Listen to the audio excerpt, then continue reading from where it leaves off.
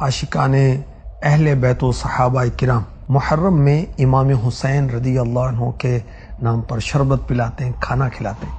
ایسا کرنا کیسا ہے؟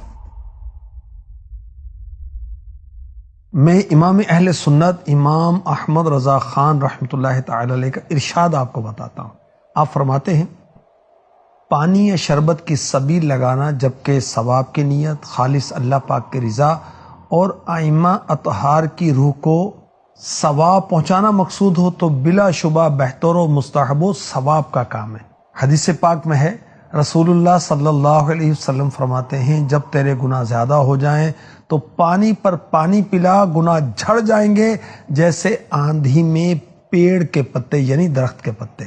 اسی طرح کھانا کھلانا، لنگر بانٹنا بھی مندوب و باعث اجر ہے۔ حدیث میں ہے، رسول اللہ صلی اللہ علیہ وسلم فرماتے ہیں، اللہ پاک اپنے ان بندوں سے جو لوگوں کو کھانا کھلاتے ہیں فرشتوں کے ساتھ مباحات فرماتا ہے، فخر فرماتا ہے کہ دیکھو یہ کیسا اچھا کام کر رہے ہیں۔ مگر لنگر لٹانا جسے کہتے ہیں، لوگ چھتوں پر بیٹھ کر روٹیاں پھینکتے ہیں، کچھ ہاتھوں میں جاتی ہیں، کچھ زمین پر گرتی ہیں، کچھ پاؤں کے نیچے، یہ منع ہے کیونکہ اس میں رزق الہی کی بے تعظیمی ہے۔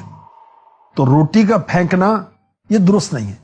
اعلیٰ حضرت امام اہل سنت مولانا امام احمد رضا خان رحمۃ اللہ علیہ فرماتے، شیرینی وغیرہ پر حضرت شہداء کرام کی نیاز دینا بے شک باعث اجر و برکات ہے اور عشرہ محرم شریف اس کے لیے زیادہ مناسب۔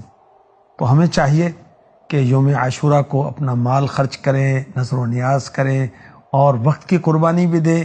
شہیدان و اسیران کربلا کے اثار ثواب کی نیت سے بالخصوص عاشورہ کے قافلوں میں بھی سفر کریں۔ 8، 9، 10 یا 9، 10، 11 محرم الحرام انشاءاللہ خوب برکتیں حاصل ہوں گی اور اہل بیت اطہار اور صحابہ کبار کی محبتوں میں خوب اضافہ ہوگا انشاءاللہ الکریم۔